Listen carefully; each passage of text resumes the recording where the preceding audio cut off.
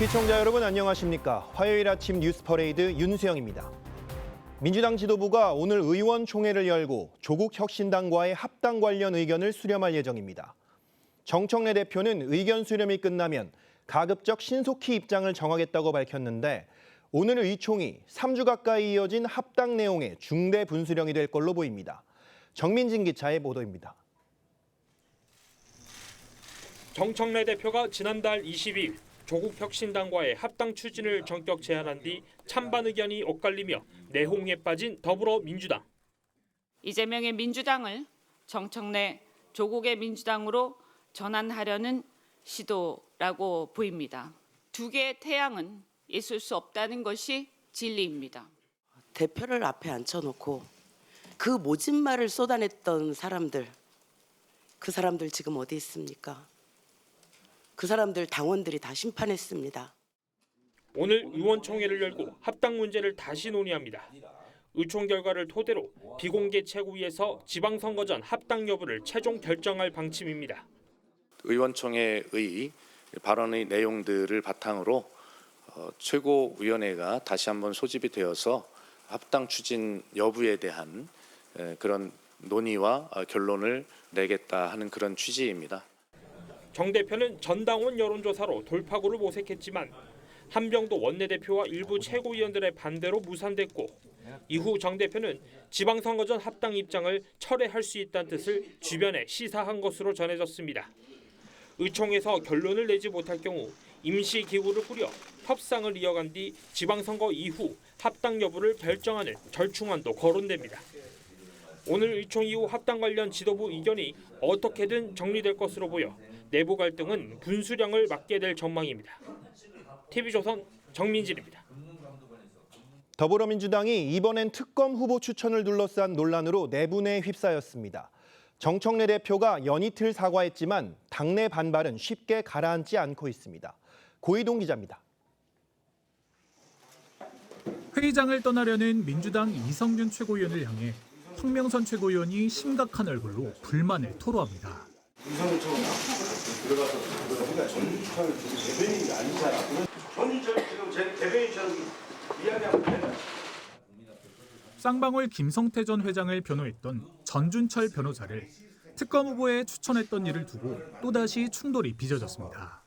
우리 당과 대통령에게 심각한 정치적 부담을 주는 행위였으며 제2의 체포 동의안 가결 시도와 다름없다는 검찰이 이재명 죽이기에 앞장섰던 김성태 변호인을 추천한 것은 분명한 사고입니다. 대장동 변호인 출신인 이건태 의원은 전 변호사를 추천한 이성윤 최고위원의 사퇴까지 요구했습니다. 박수현 대변인을 통해 대리 사과했던 정청래 대표는 인사추천 시스템을 정비하겠다면서 공개 사과했습니다.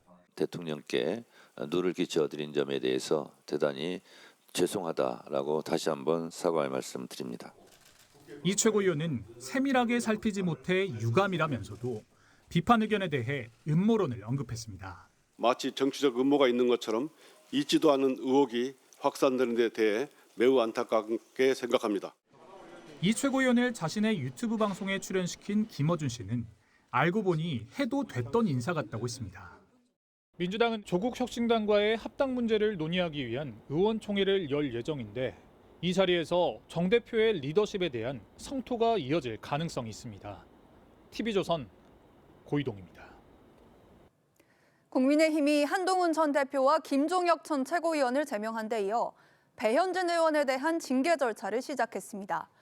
친한계에선 장동혁 대표를 향해 숙청이라고 반발했는데 대척점에 서 있는 유튜버 전한길 씨는 장 대표에게 입장을 확실히 하라고 압박하고 나섰습니다. 무슨 얘기인지 이정민 기자가 보도합니다. 국민의힘 배현진 의원이 국회 본회의장에 앉아있는 장동혁 대표에게 다가가 말을 겁니다. 장 대표는 굳은 표정으로 얘기를 듣다 자리에서 일어납니다. 당 윤리위가 한동훈 전 대표 제명 반대 서명을 주도했다는 등의 이유로 배 의원에 대한 징계 절차에 착수하자 장 대표를 찾아가 항의하는 모습입니다.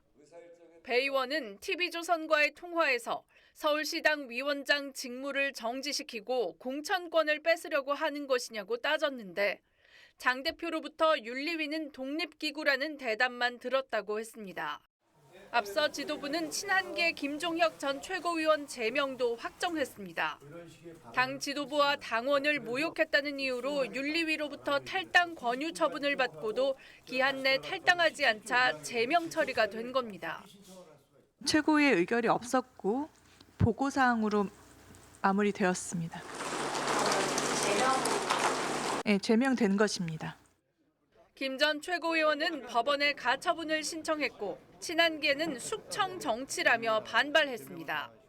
소명 기회도 없어요. 이런 결정을 내는 것이 과연 민주주의의 기본 질서를 지키는 것이냐, 정당 민주주의에 반하는 것이 아니냐.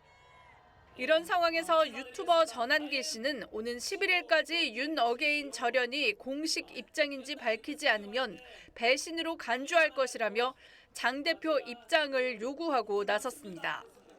계엄 옹호나 윤 어게인 세력에 동조한 적이 없다고 한 지난주 대변인 브리핑 내용을 지적한 건데 당 지도부는 전 씨의 주장에 답변할 말이 없다고 했습니다. TV조선 이정은입니다. 정부가 내년부터 5년간 적용되는 의과대학 정원 규모를 결정합니다. 최대 800명까지 늘릴 수 있다는 전망이 나오는데 의료계는 여전히 증원 중단을 주장하며 반발해 최종 합의에 이를 수 있을지 주목됩니다. 곽승한 기자의 보도입니다. 보건복지부 보건의료정책심의위는 지난달 열린 회의에서 10년 뒤 최대 4,800명의 의사가 더 필요할 것으로 추산했습니다. 많은 분들께서 지역 필수 의료 강화를 위해 추계 결과를 존중해서 의대 정원을 늘려야 한다는 의견들을 주셨습니다. 정부는 오늘 심의위원회 회의를 열고 내년부터 5년간 적용될 의과대학 정원 규모를 확정합니다. 의사 부족 문제를 해결하기 위해 연간 700에서 800명 수준으로 증원할 것이 유력하다는 관측이 나옵니다. 관건은 의료계 반발입니다. 대한의사협회는 지난달 31일 전국 의사대표자 대회에서 정부의 증원 정책을 반대하며 총파업 가능성까지 언급했습니다. 대한의사협회는 정부의 조급하고 독단적인 추진에 맞서 합리적이고 과학적인 대안이 마련될 때까지 끝까지 싸울 것입니다. 다만 의협의 반발이 과거와 같은 대규모 집단 행동으로 이어질지는 미지수입니다. 정부가 증원 인력을 통해 지역 의료와 필수 과목을 강화한다는 명분을 앞세우고 있고 증원 규모 역시 윤석열 정부의 추진안이었던 2,000명보다 대폭 줄어들었기 때문입니다. 증원 규모가 확정되면 각 대학들은 4월 말까지 변경된 모집 인원을 제출하고 5월 말 실제 증원분이 반영된 수시 모집 요강을 발표합니다. TV조선 곽승한입니다.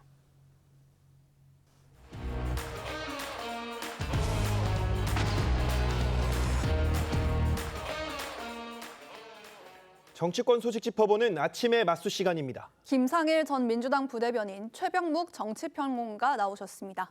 안녕하세요. 네, 안녕하십니까.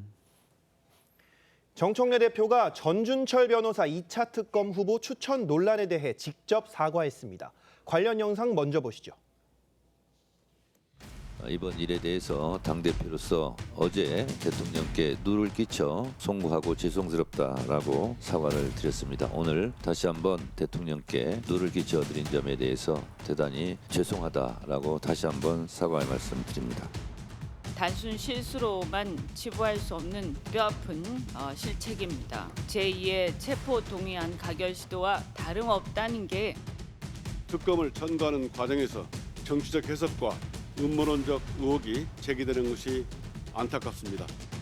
김성철 들어가서 우리가 전준철 대변인이 아니잖아. 전준철 지금 제 대변인처럼 이야기하면 되나? 정청래 대표가 대변인을 통해 간접 사과한 데 이어 보신 것처럼 어제 최고위에선 직접 다시 한번 사과를 했습니다. 하지만 이 친명계에서는 제2의 체포 동의안이냐, 제2의 체포 동의안이나 다름없다 이런 이야기까지 나왔는데 갈등이 계속되는 상황으로 좀 볼 수 있겠습니다. 그러니까 이게 특검 추천을 놓고 벌이는 갈등이 본질이냐, 아니면 이재명 대통령과 정청래 대표 간의 이른바 명청 갈등이 본질이냐. 지금 이거잖아요. 네. 근데 외형적으로는 특검 추천을 놓고 지금 벌이는 갈등처럼 보이지만 실질적으로 보면 아니 이게 제2의 체포동의안하고 무슨 상관이 있습니까? 중립적으로 보면 그렇다는 말씀이에요. 그래서 보면 이 그 갈등은 이게 그냥 특검 추천 하나의 사안만을 놓고 벌이는 갈등이라면 그냥 여기서 일단락 사과했으니까 끝나는 거죠. 그럴 수 있지만 사실은 한꺼풀 딱 벗겨보면 이게 언론에서 얘기하는 명청 갈등이라고 하는 거에 연장선에 있기 때문에 이 라운드가 끝난다고 해서 명청 갈등이 정지되는 건 아니다라는 관점에서 본다면 지금 민주당은 심각한 당내 잡음에 들어가 있는 상태고 이거는 앞으로도 계속될 가능성이 있다. 지방선거 전이냐 후냐 별로 중요하지 않아요. 왜냐하면 기본적인 그 두 사람 사이에 대통령과 당대표 간의 갈등의 연장선상에 있는 거기 때문에 제가 보건대는 이거는 그냥 그 어떤 한 라운드의 종료 정도에 불과한 것 아닌가 이렇게 봅니다. 네, 전준철 변호사를 추천한 당사자인 이성윤 최고위원이 영상에서 보셨듯이 정치적 음모라는 표현까지 하면서 친명계 최고위원이 전준철 대변인이냐 이렇게 공개적으로 항의를 하기도 했는데요.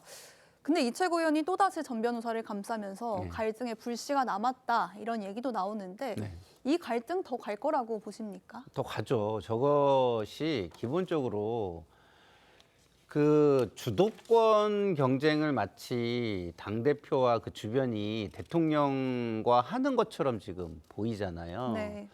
아니 제가 입장을 바꿔놓고 생각해도 어쨌든 저의 상대에서 그 상대로 주장을 강하게 피던 사람을 특검으로 추천하면은 그 내막을 사전에 충분히 납득이 되게 설명을 받지 않으면 기분이 안 좋을 수 있고 오해도 할 수 있는 거 아닙니까? 네. 이건 무엇이냐면 이 당 대표나 아니면 이 추천하는 그 중심에 서 있던 사람들이 절차와 과정, 그다음에 공유, 그리고 수의 이런 것들을 해줬느냐 안 해줬느냐, 아니면 모든 거를 본인 주도로 끌고 가려고 하는 지금 시도들이 계속되고 있느냐, 이런 거에 연장선 상이기 때문에 제가 볼 때는 그런 부분에 대한 불만이 지금 표출되고 있다. 특히 그런 것들이 대통령의 어떤 어젠다를 가리고 있다는 점에서 표출되고 있는 것이다. 이런 생각이 듭니다. 네, 이렇게 갈등이 표면화되면서 정청래 대표의 리더십이 위기를 맞았다는 이야기가 나오는 가운데 유튜버 김어준 씨가 정 대표를 옹호하고 나섰습니다. 이 발언 직접 들어보시죠. 중요한 건 대북 송금이 아니라 횡령 배임 관련 일부만 담당했다. 이게 사실이면 이렇게까지 호흡 떨 일이 아니거든요. 정청래 대표를 친명이라고 하지 않으면 대체 누구를 친명이라고 분류할 수 있냐고 마치 반명처럼 몰고 가요. 이제 다 결과를 알고 보니 해도 됐었던 인사인 것 같긴 해요. 저는. 들으셨듯이 전준철 변호사 해도 되는 인사였고 정청래 대표가 친명이 아니면 누가 친명이겠냐면서 정 대표에게 힘을 실었습니다. 최 의원님, 그러면 명청 갈등을 사실상 부정을 한 건데 이게 있다고 한다면은 김어준 씨가 공개적으로 정 대표 손든 거 어떻게 봐야 될까요? 아니 우리 언론에서 그 이른바 김어준 기획설이라는 거 아마 시청자 여러분들이 굉장히 많이 보셨을 텐데요. 네. 지금 정청래 대표가 하는 정치의 실질적인 배후가 김어준 씨 아니냐 뭐 이런 의견들이 많이 있습니다. 우리가 확인할 길은 없지만 근데 그런 거를 지금 단적으로 보여주는 장면이잖아요.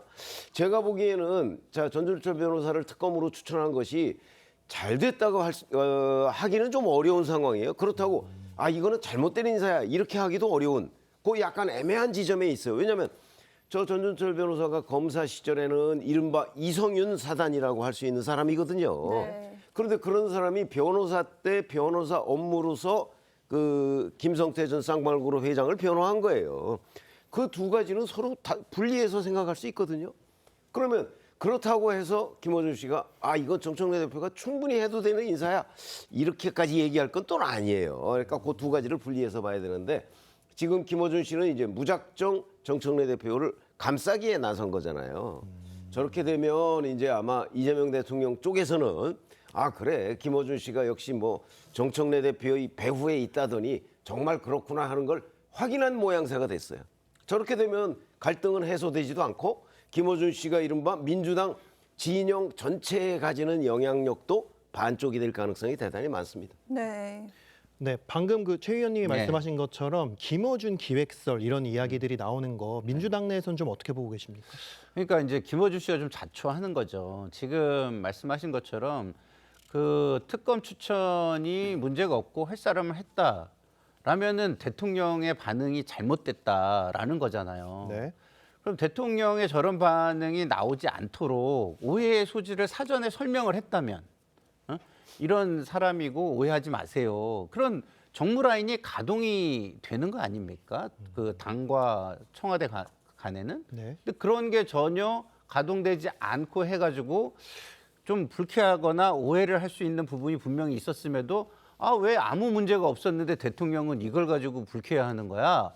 라고 지금 얘기하고 있는 거는 본인이 대통령보다 정치나 전국의 주도권을 가져가야 되는 사람이고 인사권자이자 최고 의사 결정권자인 것처럼 얘기하는 거예요. 그런 부분은 당연히 이재명 대통령 지지층에서는 불쾌할 수밖에 없는 자세다, 태도다 이렇게 보여집니다. 네, 정청래 대표가 이 언급을 시작한 민주당과 조국혁신당의 합당 이야기도 좀 해보겠습니다. 오늘 의원총회에서 합당 관련해서 의견을 수렴해서 최종 결론을 낼 예정인데 분위기가 좀 안 좋아서 지방선거 전에 할 수 있을까 이런 얘기가 나오더라고요. 저는 사실은 이게 처음부터 어렵다고 봤어요. 네. 왜냐하면 제가 이제 뭐 그 경제 분야를 오래 해서 그런지 모르지만 저는 이제 BC 분석이라는 게 굉장히 중요하다고 봐요. 네. B는 뭐 베네핏 팩터라 그래가지고 이득이 되는 거, C는 코스트, 비용에 해당하는 거 이런 건데, 자 지금 대통령의 지지율도 당이 받아안지 못하고 있는 상황이에요. 근데 대통령 지지층 쪽에서 반대하는 거를 해가지고 2, 3%짜리를 끌어안는다. 그게 코스트가 큽니까? 베네핏이 더 큽니까? 제가 볼 때는 이 내부의 분열로 일어나는 갈등 비용이 훨씬 클 수밖에 없기 때문에 이 지방선거라는 예민한 어떤 그 후보들의 권한을 다투는 그 시장이 열리는 앞에 이런 것을 하는 거는 좀 어렵다라고 저는 이전에도 얘기했었지만 여러 가지 지금 말씀하신 대로 신뢰 문제로 이게 치환이 되고 있는 상황이기 때문에 더욱 힘들어졌다라는 생각이 듭니다. 그러면 정청래 대표가 이 기류를 읽고 먼저 이 합당 제안을 철회할 가능성도 있을까요? 철회보다는 이제 철회는 너무 이제 코스트가 크니까 네. 리스크 매니지먼트, 코스트 매니지먼트 차원에서 좀 약간 유보하는 식으로 이게 방향은 우리가 동의하는데 내가 좀 거칠었으니까 좀 좋은 방향을 같이 의논해가지고 하자. 그런데 지금 선거가 앞에 있으니까 우선 선거를 치르고 이후에 좀 논의를 본격적으로 하자. 이런 식으로 수습을 하지 않을까, 출구 전략을 짜지 않을까 이런 생각이 듭니다. 네. 네, 이 조국 대표가 설 연휴 전 13일까지라고 합당 데드라인을 제시를 했습니다. 이 민주당에서는 무산 가능성을 염두에 둔 책임 떠넘기기다 이런 주장이 나왔습니다. 조 대표의 의도는 어떻게 좀 보십니까? 왜냐하면 사실은 본인과 합당을 이제 그 합의를 해놓은 상태 아닙니까? 그 상태에서 지금 민주당 내의 문제 때문에 이제 이게 진전이 안 되니까 본인은 어느 정도에서 이제 뭔가 결단을 해야 되겠다. 아마 그래서 데드라인을 정한 것으로 보이는데 제가 보건대는 이게 결국은 조국 대표의 정치적 그 역량하고도 관련이 있는 거예요. 네. 조국 대표가 그동안 민주당의 뭐 거의 그 뭐라고 할까요? 뭐 부속 정당 비슷하게 행동을 해왔던 거 아니겠어요? 뭐 대선에서 후보도 안 내고 독자 정당으로서의 기능을 전혀 지금 발휘하지 못했어요. 그러다 보니까 이제 민주당으로부터 어찌 보면 조국 대표가 굉장히 무시를 당하는 이런 느낌이잖아요. 그러니까 아유 뭐 2, 3%짜리 뭐 그거 하고 우리가 지금 왜 해요? 뭐 이런 발언이 민주당 내에서 나오고 있거든요. 근데 조국 대표가 만약에 그 과거의 기세를 보여줬다면 지난 총선에서 그래도 12석을 확보했던 거 아닙니까? 네. 그런 기세를 계속해서 보여줬다면 지금 민주당으로부터 이렇게 푸대접을 받지 않겠죠. 그러니까 조국 대표가 가지고 있는 정치적 역량이 여기까지라면 본인이 뭐 13일이든 며칠이든 아무리 시한을 정한다고 해서 민주당이 그걸 심각하게 받아들일 독립변 수소 조국혁신당을 그 취급하지 않을 것이다. 조국 대표의 역량에 달려있다. 저는 이렇게 봅니다. 네. 네, 다음 소식 짚어보겠습니다. 국민의힘이 한동훈 전 대표에 이어 친한계 김종혁 전 최고위원을 제명했습니다. 친한계는 숙청 정치라고 반발하고 있는데 관련 이야기 듣고 오시죠. 김종혁 경기 고양병 당협위원장에 대한 중앙윤리위원회 당원 징계안이 최고위에 보고되었습니다. 관련해서는 최고위의 의결이 없었고 보고사항으로 마무리되었습니다. 네, 제명된 것입니다. 지금 국민의힘 윤리위가 전혀 윤리적이지 않은 비윤리적인 방법으로 정적들을 제거하고 있는 도구로 쓰일 뿐이라고 생각하지 윤리위가 무슨 윤리적 기관이라는 생각하지는 않습니다. 네, 보신 것처럼 친한계에 대한 줄 제명이 이어지고 있습니다. 제명된 김 전 최고위원은 가처분 신청이나 본안 소송을 제기하겠다는 입장인데 위원님, 국민의힘 상황은 좀 어떻게 보십니까?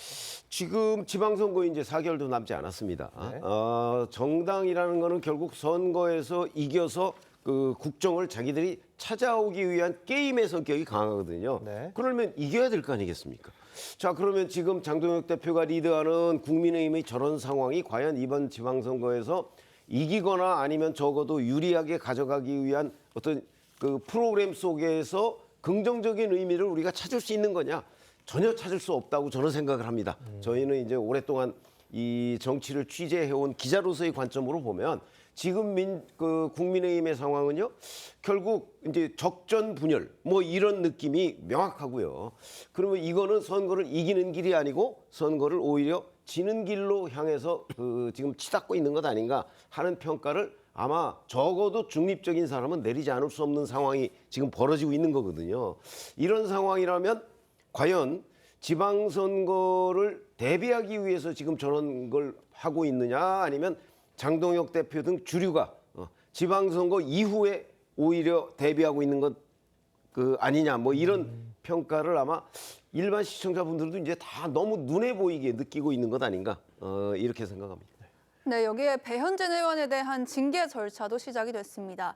서울시장 위원장으로서 시당 전체 의견이 아닌 걸 전체 의견인 것처럼 한 전 대표 제명 반대 성명문을 냈다는 게 이유인데 이게 징계 사안이 될 수 있다고 보세요? 내로남불 아닙니까? 내로남불. 그러면은 한동훈 제명은 전체 의견인가요? 아니잖아요. 네. 네? 그러니까 이게 본인들이 나는 당대표로 선출됐으니까 선출직으로서 대표성을 가진다라고 말할 수 있다면 서울시당위원장도 전당대회를 통해 가지고 선출된 선출직이잖아요. 네. 그럼 서울시의 당원들의 입장을 어느 정도 대표성을 가지고 대표한다 이렇게 똑같이 얘기할 수 있는 거고요. 네. 만약에 그게 안 된다 그러면 지금 당 운영도 잘못하고 있는 거죠. 그렇기 때문에 이게 아주 전형적인 내로남불이고 나만이 모든 걸 할 수 있다라는 독재적 태도다 이런 생각이 듭니다. 네, 저희가 리포트에서 전해드린 대로 배현진 의원이 국회 본회의장에서 장동혁 대표를 직접 찾아가 항의를 한 걸로 전해졌습니다. 이 장 대표는 윤리위는 독립기구라는 기존 입장 외엔 대꾸하지 않았다고 하는데 이 장 대표의 의중은 뭐라고 좀 생각하십니까? 조금 전에 저희가 사실 의견 차이가 별로 없어요. 말씀드린 것처럼 장동혁 대표는 지방선거에 승리하는 게 목표가 아닌 것으로 보여요. 저희가 보기엔. 그리고 이제 지방선거 이후에 본인의 정치적 위상 뭐 이런 거를 고려해서 이른바 당내의 경쟁 세력이 될 만한 사람들을 모두 다 쳐내는 이런 이제 이른바 뺄셈의 정치를 하고 있는 것으로 보입니다.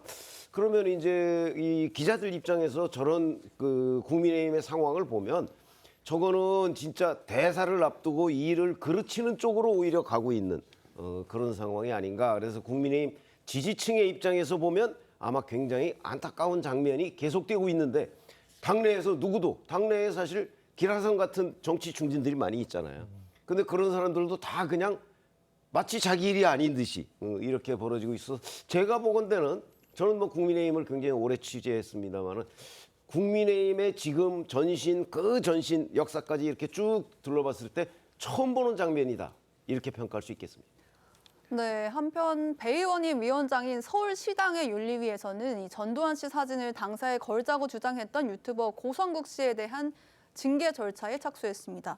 그러니까 이 중앙당 윤리위원장은 아무래도 장 대표 측 사람이고 서울시당 윤리위는 이제 배 의원 측 사람일 텐데 이렇게 맞불로 징계를 하는 이 상황 어떻게 보세요? 그러니까 윤리위가 윤리위가 아니라 무기라는 거죠 지금. 네. 정치인들의 무기가 돼 있다는 걸 적나라하게 보여주고 있는 거고요. 사실 고성국 씨가 전두환 씨 사진을 걸자고 하는 거는요. 국민적, 국가적, 역사적 판단이 끝난 사안을 하자는 거기 때문에 이거는 징계 사유가 저는 명확하게 된다고 봐요. 그런데 심지어 저는 제명해야만 국민 앞에 떳떳하게 설 수 있다고 봅니다. 네. 그런데 어쨌든 배현진 의원도 그것을 하는 과정과 절차 이런 거를 좀 보여주고 어느 정도 납득이 되게 하는 빌드업 과정이 조금 있었으면 좋지 않았을까. 그렇지 않으면 이게 싸움처럼 보일 수가 있어서 그런 걸 조금 제거하는 과정을 밟았으면 좋았지 않았을까라는 아쉬움은 조금 있습니다.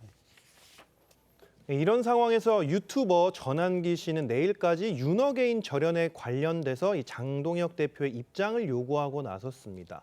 개인적으로 이걸 응답을 해야 되나 싶기는 한데 장동혁 대표가 이걸 직접 응답하실 거라고 보시죠? 글쎄 장동혁 대표가 그 전에도 이제 이 전한길 씨에 대해서 이런저런 논평을 한 적이 있어요. 사실 유튜버나 아니면 일부 극단적인 뭔가 그 유튜버에 대해서 그래도 제1야당이 대표라는 사람이 뭐 이러쿵저러쿵 얘기하는 것 자체가 저는 말도 안 되는 일이라고 생각을 하거든요. 저희들이 그동안 겪어온 그 정치 상황을 보면 그런 점에서 이제 전한길 씨가 지금 대표를 상대로 그 나의 이런 요구에 대해서 답변하라고 공식적으로 요구하는 상황이면 정치 지형이 아무리 많이 변했다고 할지라도 과연 장동혁 대표가 일개 유튜버에 의해서 저렇게 뭘 요구받고 입장 표명을 요구받을 정도로 정말 정치적 위상이 추락했는가 하는 그런 굉장한 어떤 자존감에 저는 상처가 있다고 생각을 합니다. 그런 점에 대해서 장동혁 대표가 잘 판단을 하고 저런 문제를 어떻게 처리할 것인지를 제대로 하는 것이 바로 그것이 정치인데 지금 그 부분에 대해서 장 대표가 굉장히 소홀히 하고 있는 것 같은 느낌을 갖습니다. 네, 지방선거 이야기도 짚어보겠습니다. 대구시장 선거에 주호영, 추경호, 유영하, 윤재옥, 최은석 의원 등 현역 의원 5명이 도전장을 내밀었습니다. 텃밭은 과열 경쟁 양상이 벌어지고 있는데 보니까 서울, 경기, 인천이나 뭐 부산 이런 데는 오히려 도전장이 안 나오고 있단 말이죠. 그렇죠. 이런 상황 어떻게 보세요? 그러니까 이제 현실적인 이해 타산, 계산기만 이제 두들기고 있다라는 것을 보여주는 것이고요. 그렇지만 대구에 이렇게 몰리는 모습은 그런 계산기를 두드릴 수는 있겠으나 보기가 참 좋지는 않다라는 생각이 드는 게 대구는 누가 가도 된다라고 느껴지는 모습으로 이게 비춰질 수 있잖아요. 그러면 대구 유권자들을 조금 불쾌하게 만드는 일일 수도 있다라는 생각이 듭니다. 네. 네, 두 분 말씀은 여기까지 듣도록 하겠습니다. 감사합니다. 감사합니다. 특검팀이 횡령 혐의로 재판에 넘겨졌던 이른바 김건희 집사 김예성 씨에 대해 1심 법원이 공소기각과 무죄를 선고하고 석방했습니다. 특검은 특검법상 별건 수사가 가능하다며 항소하겠다는 입장이지만 계속된 무죄 판결과 공소 기각에 특검의 수사력에 대한 비판이 나옵니다. 조정린 기자입니다. 구치소에서 나온 이른바 김건희 집사 김예성 씨를 취재진이 쫓아갑니다. 저와 관련된 사건으로 무고하게 너무 많은 분들이 특검의 부당한 조사를 받았는데 그분들에게 참 죄송한 말씀을 전하겠습니다. 지난해 8월 구속돼 재판을 받다가 법원이 무죄와 공소기각 판결을 내리면서 풀려난 겁니다. 김건희 특검팀은 김 씨에게 조영탁 IMS 모빌리티 대표와 공모해 차명법인 자금 24억여 원을 횡령한 혐의 등을 적용했습니다. 하지만 재판부는 범죄에 대한 증명이 없다며 횡령으로 단정하기 어렵다고 했습니다. 또 나머지 혐의에 대해선 공소장에 김건희 의혹이 없다며 특검의 수사 대상이 아니라고 했습니다. 또 다른 법정에선 김 여사에게 1억 원 상당의 이유한 화백 그림을 건네고 공천을 청탁한 혐의를 받은 김상민 전 검사에게 무죄가 선고됐습니다. 법원은 특검이 내세운 간접 정황만으론 유죄를 인정할 수 없다고 했습니다. 다만 선거운동 차량 리스 비용 등 4천만 원을 사업가에게 대납시킨 혐의는 유죄로 인정해 징역 6개월에 집행유예 1년을 선고했습니다. 특검팀은 두 사건 모두 항소할 것이라고 밝혔습니다. TV조선 조정린입니다. 경기도 가평에서 육군 코브라 헬기가 하천으로 추락해 군인 2명이 숨졌습니다. 퇴역을 2년 앞둔 노후 기종이었는데 인근에 민가도 있어서 더 큰 피해로 이어질 뻔했습니다. 구자형 기자입니다. 검은색 헬기 한 대가 갑자기 고도를 낮추더니 비스듬한 상태로 떨어집니다. 프로펠러는 한 차례 원을 그릴 뿐 제대로 작동하지 않습니다. 헬기 파편이 튕겨져 나가고 기체는 형체를 알아볼 수 없을 정도로 부서졌습니다. 사고가 발생한 건 오전 11시쯤입니다. 저기서 많이 보니까 헬기 소리가 예전 같지는 않았었거든요. 끼익 되면서 이렇게 떨어지셨거든요. 사고 1시간 20분 전쯤 이륙한 헬기는 엔진 고장 등 비상 상황에 대처하는 훈련을 하다 갑자기 추락했습니다. 50대와 30대 육군 조종사 2명은 심정지 상태로 병원에 옮겨졌지만 끝내 숨졌습니다. 헬기가 추락한 지점은 민가와 40여 미터밖에 떨어져 있지 않아 더 큰 사고로 이어질 수도 있었습니다. 사고 헬기는 1991년 미국에서 수입한 코브라로 4,500시간 넘게 비행했습니다. 이 기종은 우리 군이 1980년대 후반부터 도입해 운영해 왔는데 지난 2018년 8월에도 불시착 사고를 내는 등 노후화 문제가 지적되면서 2년 뒤부터 순차적으로 퇴역할 예정이었습니다. 사고 이후 동일 기종에 대한 운항을 중지하였으며 사고 대책본부를 구성하여 사고 원인 등을 확인 중에 있습니다. 육군은 훈련 전 점검에서는 이상이 없었다며 사고 당시 교신 내용 등이 담긴 녹음, 녹화 장비를 통해 사고 원인을 조사할 예정입니다. TV조선 구자영입니다.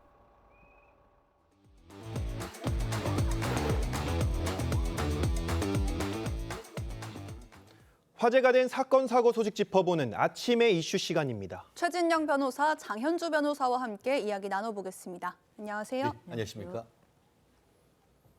네, 특검이 기소한 이른바 김건희 집사인 김혜성 씨와 그림 청탁 의혹 김상민 전 검사가 1심에서 각각 무죄와 공소기각, 징역형 집행유예를 선고받았습니다. 관련 내용 듣고 이야기 이어가겠습니다.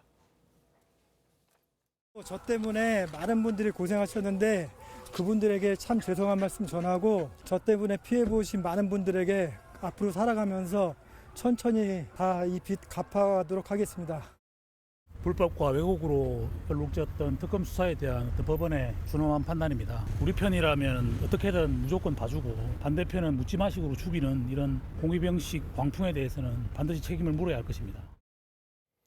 조금 전 들으신 것처럼 이른바 집사 게이트 의혹의 핵심 인물로 지목된 김혜성 씨가 1심에서 횡령 혐의에 대해 무죄를 선고받았습니다.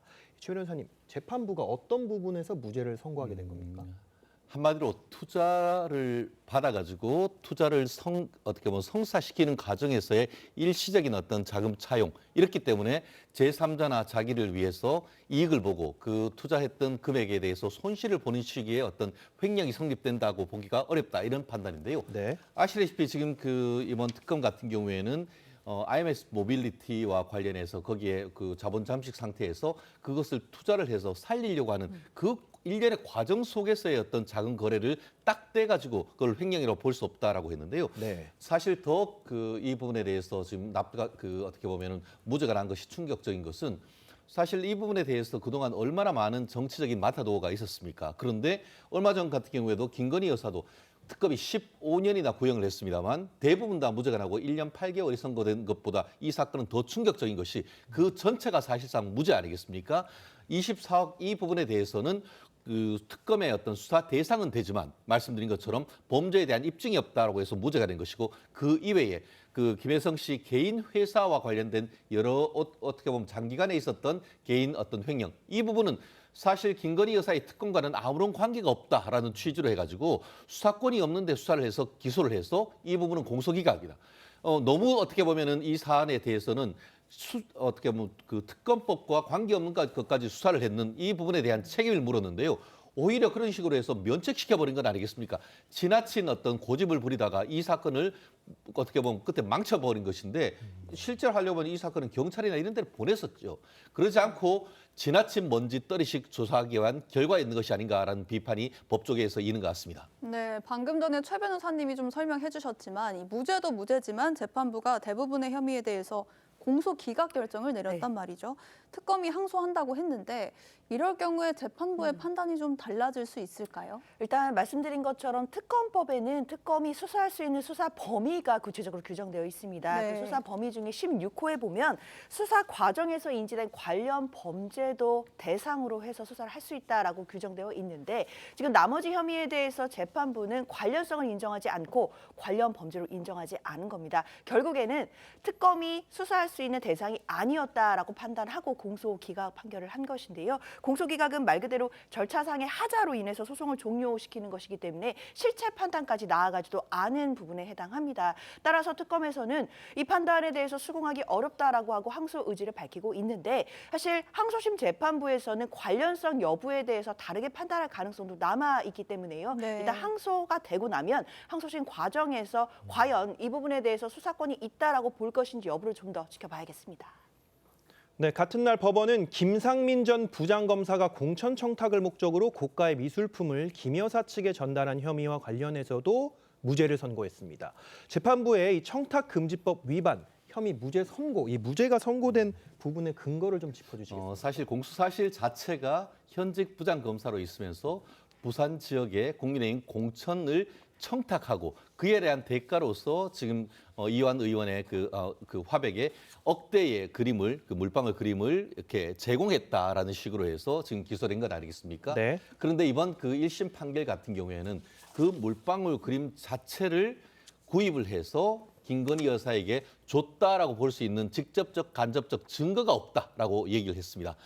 결국은 지금 어쨌든 그 압수수색 결과 그림이 발견된 것도 김건희 여사 집에서 발견된 것이 아니고 다른 데에서 발견됐고 그 대금 또한 김건희 여사의 오빠가 지급했을 가능성도 배제할 수 없다라고 하는 그런 상황이 있기 때문에 결국 공천을 부탁하고 그에 대해서 뭔가를 줘야 되는데 직접적으로 지금 김 전 검사가 김건희 여사에게 이 그림을 줬다고 볼 수 있는 증거가 없다라고 했습니다. 그렇기 때문에 이 사안에 대해서도 결국 특검이 항소할지 여부는 좀 지켜봐야 되겠습니다만 과연 항소한다 하더라도 항소심에서 지금까지 수사했는 것 이외에 추가적인 증거가 나올 수 있는지에 대해서는 앞으로 만만치 않은 그런 작업이 될지 않을까 생각합니다.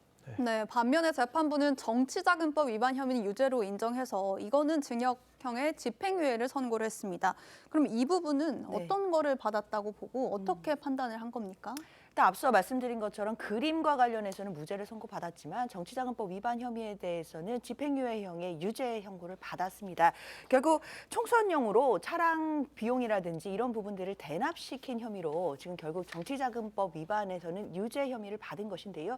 그러나 이 부분도 사실 특검이 애초에 구형했던 형은 징역 3년형이었는데 비해서 지금 실제로는 징역 6개월에 집행유예 1년이 나온 것이기 때문에 그 구형량에 비하면 사실 특검 입장에서는 좀 낮은 형의 지금 유죄 선고가 나온 것이기 때문에요. 이 부분에 대한 항소 여부도 앞으로 좀 지켜봐야 되겠다라는 생각은 듭니다. 특히 정치자금법 관련된 부분들 같은 경우에는 사실 그동안의 사례에서 정치인들에게 굉장히 좀 엄중하게 적용됐던 경향이 있었던 것을 보면 사실 집행유예가 나온 부분들이 특검이 받아들이기 어려운 부분도 있겠다라는 생각도 들거든요. 그렇기 때문에 향후 이 부분이 만약에 구형과 관련해서 또 항소심에서 다투어지게 되면 이 부분이 뒤집힐 가능성이 있는지도 좀 더 핵심적으로 들여다봐야겠습니다. 네, 지금 김건희 특검팀이 기소한 사건들이 1심에서 잇따라 공소기각과 무죄 판결을 받고 있습니다. 최 변호사님, 이게 부실 기소 논란도 있고 이러면 특검이 굉장히 좀 논란이 있을 것 같은데 어떻게 좀 생각하십니까? 수사를 했느냐, 정치를 했느냐, 그와 같은 비판에서 자유롭기 어려운 건 아니겠습니까? 네. 김건희 여사의 특검과 관련해서 김건희 여사 자체에 대해서 15년을 구형했지만 대부분 다 무죄가 나왔습니다. 그 외에도 오늘 좀 전에 말씀드렸던 그 사건에 대한 공소기각, 나아가 양평고속도로 의혹과 관련해서 뇌물을 받았다는 이 서기관 같은 경우에도 공소기각 판결, 윤영호 통일교 세계본부장에 대해서도 상당 부분 공소기각됐다고 한다고 하면은 이와 같은 특검이 제대로 된 것이냐? 마치 이것은 사실상 특검이란 것은 옛날 검찰의 특수부와 비슷한 것이고 민주당 같은 경우에도 검찰의 특수부가 먼지떨이 수사, 없는 수사, 조작 수사라는 비판을 하면서 검찰을 없애버렸는데 이 정도로 무죄, 공소기각이 줄줄이 이어진다고 하면은 과연 특검의 존재의의가 있는지에 대해서 다시 한번 짚어봐야 되는 것이 아닌가 생각합니다. 네, 다음 이야기로 넘어가 보겠습니다. 검찰이 1억 원의 공천 헌금 의혹을 받는 강선우 의원과 김경 전 서울시의원에 대해 구속영장을 청구했습니다. 자, 변호사님, 보니까 경찰한테 보안 수사 요구도 안 했다는 거를 보면은 검찰도 어느 정도 이 두 사람의 혐의가 입증됐다고 보는 겁니까? 적어도 범죄 혐의가 소명은 됐다라고 판단하는 것 같고요. 그렇기 때문에 구속영장 청구로 나아간 것으로 봐야겠습니다. 지난주 목요일 정도에 경찰이 구속영장을 신청했다라는 소식이 알려졌는데요. 경찰이 검찰의 영장을 신청하면 검찰이 이 부분들을 법원에 청구하는 과정으로 이루어집니다. 결국 검찰에서도 사건의 중대성 위험성과 그리고 도주 우려나 증거인멸의 우려가 있다라고 보고 법원에 영장을 청구한 것으로 봐야 될 것 같습니다. 게다가 현역 국회의원에 대한 사건이기도 하기 때문에 검찰로서도 나름대로 사건을 신중하게 들여다보았을 것이다라는 생각도 드는데요. 관련해서 2022년 1월경에 공천 헌금으로 1억 원을 수수한 것 아니냐라는 지금 의심을 받고 있는 것이고 검찰이 영장을 청구했다라는 것은 어느 정도 범죄 혐의를 소명할 만한 자료들은 갖추어졌다라고 판단해도 될 것 같습니다. 네. 네, 강선우 의원에 대한 영장실질심사는 국회에서 체포동의안이 가결돼야만 진행이 될 수 있거든요. 이 표결이 언제쯤 이뤄지고 결과는 좀 어떻게 예상하십니까? 그렇습니다. 일단 그 검찰에서 현역 의원에 대해서 이게 체포동의안 구속영장을 청구를 했고 그렇게 하면은 바로 그 영장실질심사가 이루어지는 것이 아니고 그 사안을 서울고등법원을 거쳐서 국회 사무처로 보내는 건 아니겠습니까? 그러면 국회 사무처가 본회의를 보내서 본회의에서 이게 그 어떤 체포동의안을 통과시키는 절차가 필요합니다. 그렇기 때문에 빨라도 그와 같은 본회의 절차에서 상정되기까지가 한 이번 주 정도가 될 것이고 만약에 거기에서 통과될지 여부도 아직까지 불투명합니다만 통과된다고 하면은 아시다시피 다음 주는 또 이제 설날 아니겠습니까? 네. 그러다 보니까 빨라도 설날 지난 그 2월 말 정도가 됐어야 서울중앙지방법원에서 영장실질심사가 이루어질 것 같은데 앞으로 거쳐야 될 절차가 만만치 않은 만큼 국민의 시선이 집중되는 것 같습니다. 네, 두 분 말씀은 여기까지 듣겠습니다. 감사합니다. 감사합니다.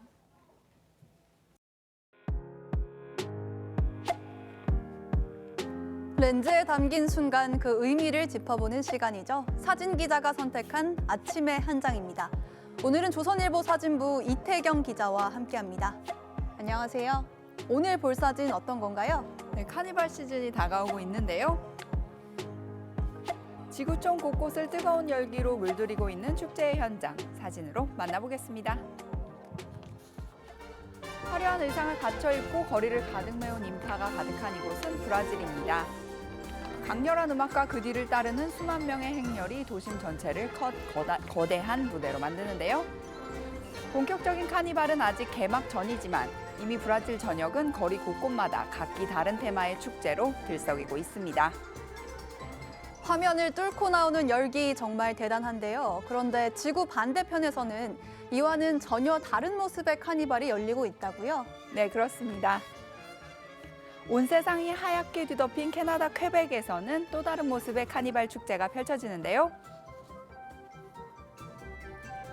시내 곳곳에는 얼음 조각들이 세워져 겨울 도시의 낭만을 더하고 수영복 차림의 시민들이 영하 20도의 칼바람을 뚫고 눈밭으로 몸을 던지는가 하면 얼음 덩어리가 떠다니는 거친 추위 속에서 얼음 카누 경기가 열리기도 합니다.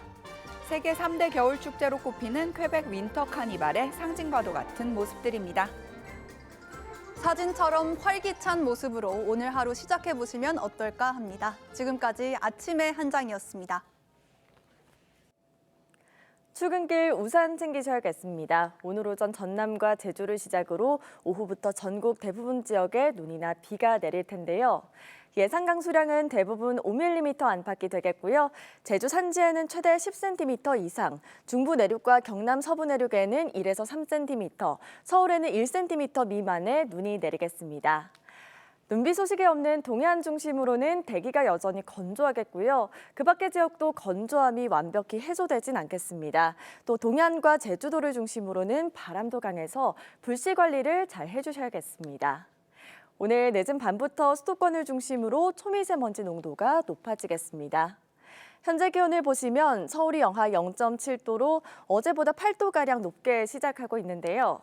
한낮 기온 보시면 서울이 4도, 대전은 6도, 대구는 7도까지 오르겠습니다. 당분간은 예년보다 포근한 날이 예상됩니다. 오늘의 날씨 박선민입니다. 이상으로 화요일 뉴스 퍼레이드 마칩니다. 저희는 내일 아침 7시 24분에 뵙겠습니다. 고맙습니다.